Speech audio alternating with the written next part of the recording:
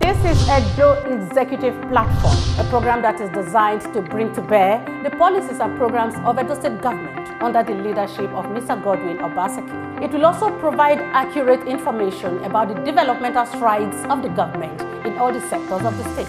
As the program unfolds, it will afford Edo people and of course residents in the state the opportunity to air their views and also contribute to the development conversation. I will commit myself to them, and I'll use every ounce of strength that God has given me to work for my people of Edo State. My name is Habiba Oyege Oyarekwa.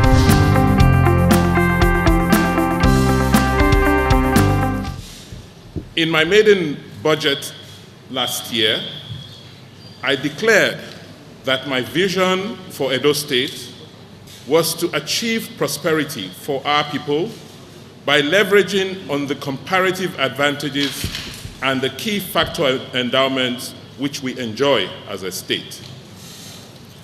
Specifically, I promised that we will create economic prosperity and social stability by emphasizing on areas like agriculture, agribusiness, the agribusiness value chain, entrepreneurship, investment in industries, technical and vocational skills.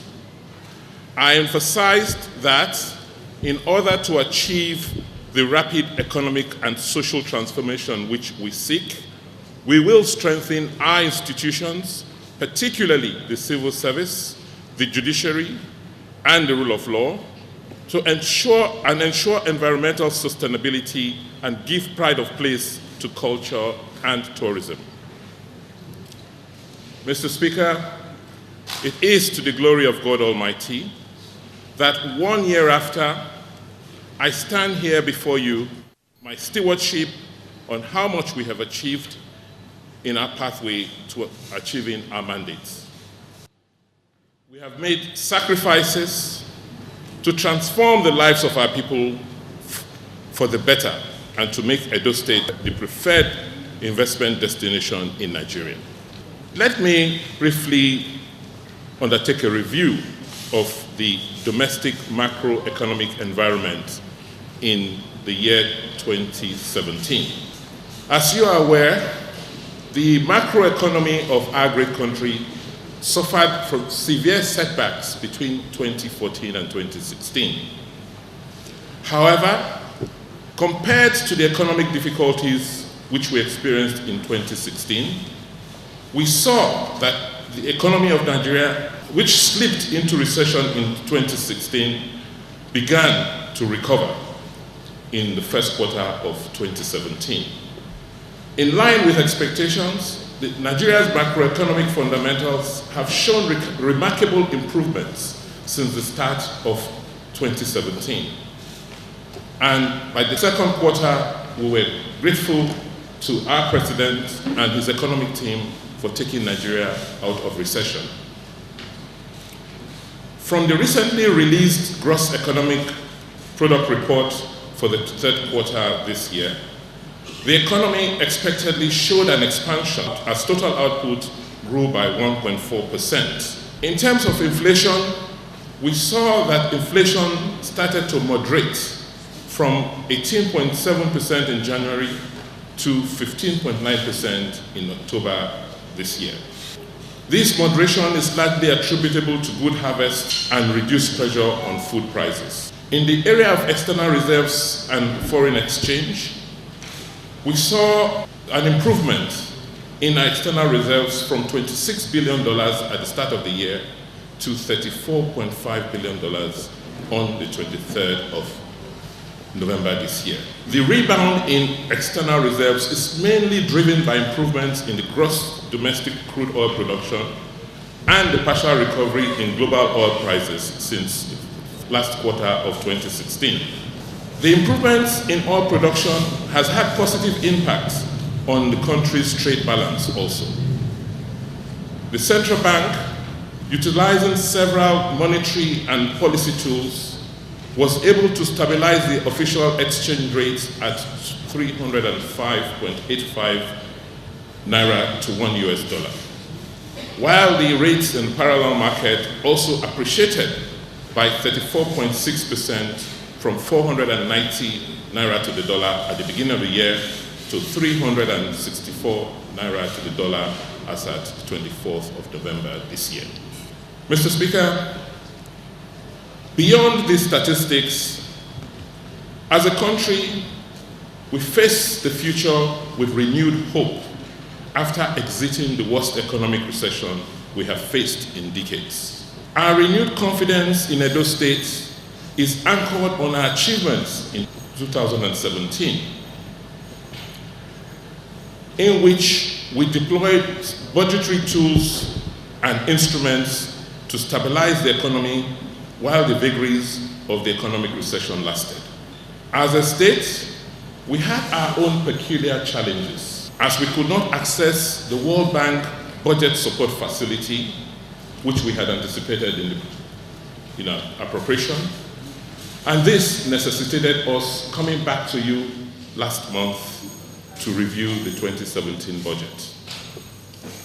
Thankfully, with the reforms in our internal revenue generation systems, with disciplined and creative financial strategies, we were able to fulfill our salary and pension obligations to civil servants and pensioners, respectively. We have been able to intervene in the critical sectors of the state, such as in infrastructure, industries, education, health, transportation, amongst others. Mr. Speaker, while not attempting to catalog all we have done in the past 12 months, please permit me to highlight a few. Institutional reforms. In line with our belief that the key to development and reforms are the institutions which drive them. Therefore, we have embarked on processes to make the civil service more efficient and productive to ensure smooth and efficient service delivery. In this regard, we have started revamping the physical environment where our civil servants work by automating the processes and workflows, capacity building, and most critically, in setting for them an agenda for delivery. In my office, we have a standing instruction that any mail that comes into the governor's office must get treated within 48 hours. I am pleased to inform you also that specifically we have started refurbishing the Civil Service Commission building. We are completing Block C of the Secretariat Complex by March next year. We have reconstructed offices in Government House and created more than 100 new offices. We are also constructing a new block in the High Court complex. Also, to ensure that public servants can drive the envisaged reforms, we are determined to rebuild the civil service by retooling and offering capacity building to the entire government workforce. Hence, a fully computerized staff training school has been built in Government House, and we will commence world-class training programs in the new year. The plan is to train every public servant on how to use technology as a tool to enhance service delivery to our people. I am glad to also inform you that we have signed a memorandum of understanding and we will commence implementation with the United Nations Institute for Training and Research, who have agreed to assist in capacity building of our public servants. Other institutional reforms which we have undertaken include revenue collection reforms, where we have insisted that government revenues must be collected and accounted for by government agencies in a transparent and humane manner. By introducing technology, employing persuasion, education, enlightenment, and law-based sanctions in revenue collection, we have increased the revenues of both the state, but particularly the local governments in Edo State, by over 500% in the last 6 months. In the area of infrastructure, our interventions have been very significant and visible. We have resurfaced, reconstructed, and constructing several kilometers of roads. Mr. Speaker, if I commence reading out the amount of roads, infrastructure, and works we have undertaken in the last 12 months will keep you here much longer than you desire.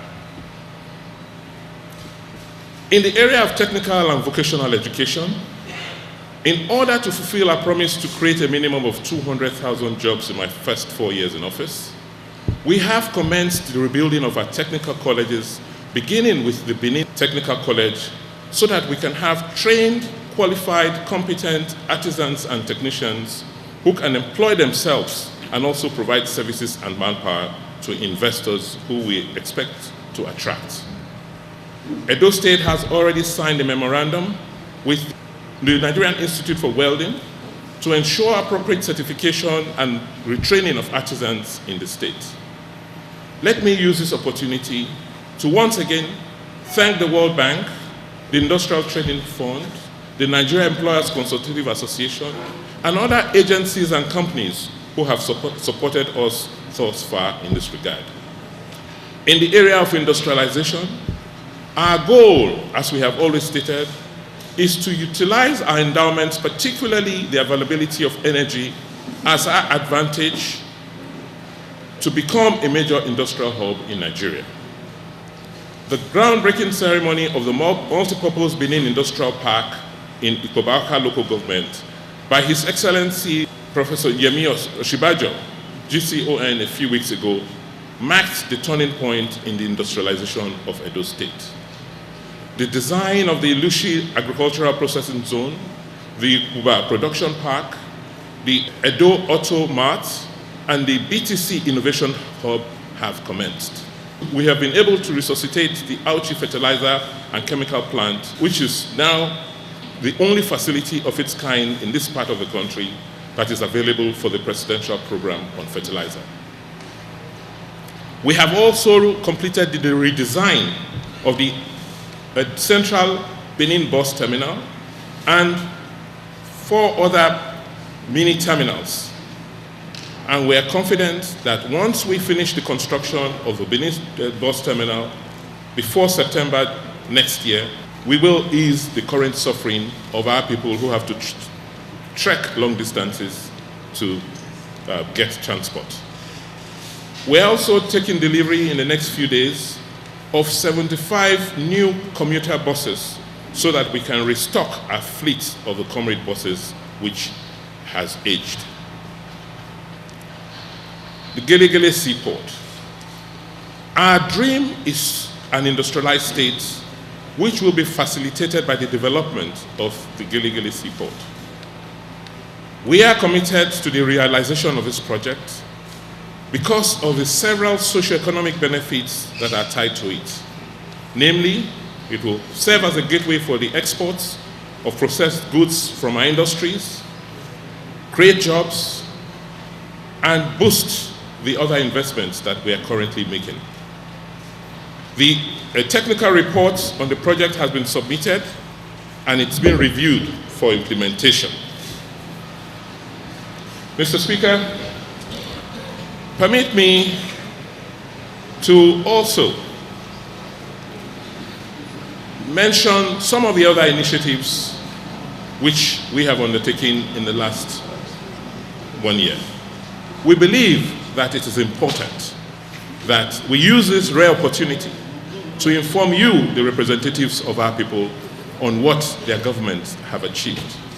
We are a government that does not believe in propaganda, that does not believe in a lot of noise making, and therefore it is important for our people to know that whilst not talking much, we have achieved quite a lot in the last 1 year. We remain very positive that against the backdrop of stable oil prices, high domestic crude oil production volumes, and the renewed efforts by fiscal and monetary authorities to tackle deep-seated structural challenges in our economy, that the Nigerian economy would do well in 2018. Mr. Speaker, the budget I'm presenting to you today, which we have christened the budget of growth, is our proposal to usher us into a new phase of economic rejuvenation. It is anchored on the 6 pillars which we enunciated at the beginning of our administration, which we believe will drive our transformation so that our state becomes an economic hub. This growth vision will be driven by investments in infrastructure, reforms in our institutions, enhancement of our social welfare of our people, the repositioning of our culture and tourism sector to create jobs, as well as the sustenance of our environmental programs. In addition to the improvements in the national economy, specifically the rise in crude oil prices and the vote of confidence by development partners such as the World Bank and the private sector, amongst others, we believe that our economy is now on the path of progress. We envision a future that will provide jobs and the critical social and economic infrastructure for Edo people to realize their God-given potentials. The 2018 budget estimates. Mr. Speaker, in preparing our budget for 2018, we have leaned on the assumptions which have been made for the federal budget. And based on that, we believe that in terms of statutory allocation, we expect an increase from 48.7 billion in 2017 to 57.5 billion in 2018. We expect to receive VAT revenues of 11 billion from the estimates of 10 billion last year. We also anticipate that given the differential between the current prices being used for the budget and the current world market prices for oil, that there will be excess crude funding available to us. And we've estimated this amount to be 6.5 billion. So we expect the total revenues, the total receipts from Federation sources, including the opening balances we'll carry over, to be 75 billion naira compared to 58 billion last year. We expect that our independent revenue from Edo State, the IGR, will be 30 billion compared to our estimate of 26 billion last year. We are very confident that we will achieve this goal. We expect that given our ability to pay counterpart funds, we will attract grants and aids of 10 billion naira this year compared to our estimate of 15 billion last year. Mr. Speaker, we believe that our total cash receipts will be 120 billion compared to 107 billion last year. While our recurrent expenditure has been kept at 66 billion, which is the same in the 2017 budget. We estimate that in the 2018 budget, we will spend 79.8 billion for capital compared to 61.8 billion for recurrent, and that we will have a budget deficit of 26.560 billion. Mr. Speaker, we therefore have a budget size of 146 billion 659 million 830,444 naira, which is a nominal 15% increase from the 2017 budget. This year's budget, as I said, is made up of 66.7 billion for recurrent and 79 billion for capital. From this analysis, Mr. Speaker, you will find out that the percentage of capital to recurrent in this year's budget is 54% capital to 46% recurrent. Our estimate for the budget is based on a $45 a barrel benchmark for crude oil price and a daily production of 2.3 billion barrels a day, as well as an increase in our IGR. The 2018 budget will build on the recovery we witnessed in 2017. We intend to revitalize the state economy by increasing capital spending. Hence, we envisage a capital to recurrent expenditure ratio of 54 to 46%. The deficit in our budget of 26 billion will be financed by a mix of internal and external loans. We estimate about 1.5 billion will be sourced from the Central Bank of Nigeria's Special Intervention Funds targeted at agriculture for job creation, while the balance, 25.6, will be sourced from external projects specifically financed from the World Bank. From the World Bank funding, 11.1 billion has been embarked for project-specific funding of the Nigeria Erosion Watershed Management Project, NUMAP, the State Employment and Expenditure for Results Project, C4, and the Community and Social Development Project, CSDP, respectively. We have another 13.9 billion from the World Bank, which will be specifically for infrastructure funding. So in a summary, our focus in 2018 is that we are going to spend 51.7 billion on infrastructure, 9.7 billion on economic growth and employment enablers, 7.1 billion for institutional reform, law and order reforms, 6.3 billion for education, 3.3 billion for health, and 1.4 billion for other sectors.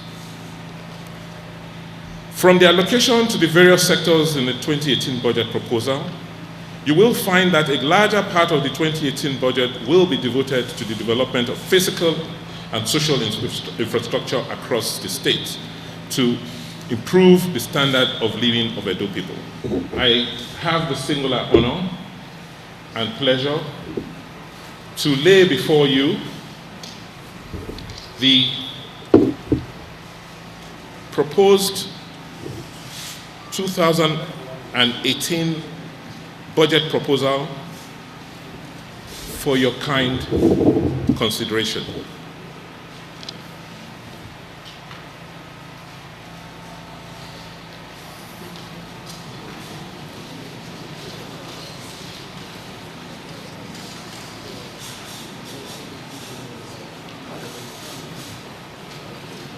Thank you. Once again, we want to appreciate, first and foremost, God.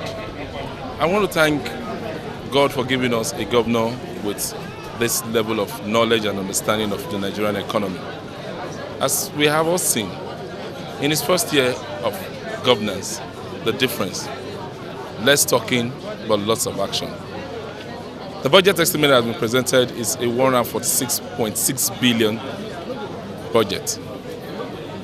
The last budget, the 2017 budget, which is about rounding up, as of today is performing at 89% execution. That is quite a remarkable feat. And it is expected that even this one that is already presented at 146, we will achieve even a higher percentage of over 90. It is rare to see that in Nigeria. The programs that have been outlined clearly indicate the focus. The capital project, the capital budget is taking a chunk of the budget. It's bigger than the recurrent, which is not the usual case with a typical Nigerian budget. By our peers in terms of state economy size and revenues, most do recurrent 65 and capital 35. But the reverse is the case for Edo. This is a governor who is very determined to take Edo up there as fast as he can. And that is being brought to bear with his economical revolution, reforms in all sectors. As we can all see, he's firing on all cylinders. Sport is getting attention, education, health, infrastructure, name it. Human capital development. This is what we all be happy for, because a governor that knows the path to economic prosperity is on the throne. We commit him to God to give him more wisdom, strength, and good health to deliver on this. For our people, we want to appreciate them for the support. For our party members, we want to say thank you for keeping faith with this government, and we know that more are yet to come. So, thank you. The budget is Christian budget of growth, and by the grace of God, in the previous budget, which was last year, 2017 appropriation. The report of monitoring team has indicated that the budget has performed extremely very well, even with the reduction in the size of the budget. And you can see that the budget has performed extremely very well. And upon that, we have decided to give this budget a speedy passage because there are major interests of our people that need to be captured. And those interests are very, very key to us. And the area of agriculture, the area of sport, the area of the economy in general, those are major areas that will have direct bearing with the lives of our people. And we are key to ensure, and we will key into the vision of the governor to give the deliverables to our people. And I believe we will do that within a short time. It points to the fact that Edo is moving forward, Alagodaro, the Beninese will say, but it's clear from the presentation and the articulation of the budget that we are moving forward, and that is what this year's budget is, projecting. There is hope. We will get there. We are grateful to Almighty God for the kind of governor that we are having at this time of, of life, I would say. I see him to be a very visionary governor, and with what we see today in his presentation, it is very positive that we are going to have a turnaround in the year 2018. And now in 2017, he's been named Wake and See. So I'm just imagining what name will be given to him come 2018 when he will be consolidating in most of these projects that he has already kick-started. To me, it's a welcome development, and I thank God for Edo State. It's a budget of hope, budget of development, and it's a realistic budget. It's taking us away from the culture of just reading our budget that will not be implemented. Budget you will read out that cannot perform 60%. But we are looking at a budget that will perform up to 90%. It's a realistic budget. Every item that is identified here, there are items we are sure will be implemented. It's a budget that will move Edo State forward. It's a budget that will put smiles in the faces of people. It's a budget that will make our dream come to reality. I think that is the budget, and that is what Edo people should expect. Of course, I'm very excited. We are very excited, the team at the State Universal Basic Education Board, SUBEB. We are happy to see that His Excellency is matching action with words. He has said times without number that one of his priority areas is the basic education. So we are excited to see that we are going to be given the resources that we need to be able to turn the sector around. And of course, the budget in general is very pro-poor. It's about investing in people and investing in infrastructure, so you can't really fault that. And it's all very reflective of the visionary leadership we have in His Excellency Governor Godwin Obaseki. My input is that, first of all, we commend the governor for presenting the budget early enough. Now he has been in office for close to a year plus. Now that means that you understand the workings of government. They want to believe that the budget presented today, the bill presented today, is an understanding of his own thinking of what government is in terms of revenue and expenditure. So it's now left for the House of Assembly now to give the necessary support so that within the shortest possible time, the budget is passed and things can begin to work for the state. Superb. I think it's a clear, indication that the government wants to consolidate on what is started. And for the past 12 months, what has been done to build on in the area of infrastructural development, economic revolution and new initiatives in job creation and all. So this is why the capital aspect of this appropriation is bigger than the recurrent, to show seriousness, putting structures on ground and building bridges, roads, schools for the basic education, and of course primary health care. All this be taken care of. Employment creation, obviously over $1 billion put for that severally, and to ensure that we take our teeming youths out of the streets, engage them through various means. But at the end of the day, it will be better off for Edo people. And they will know that, seriously speaking, this is a government that knows that you cannot drive people to desperate solution, and that will not constitute a mortal danger to the people of the state. I think all this greater number having the greatest happiness of the day, that is what we are talking about. Thank you.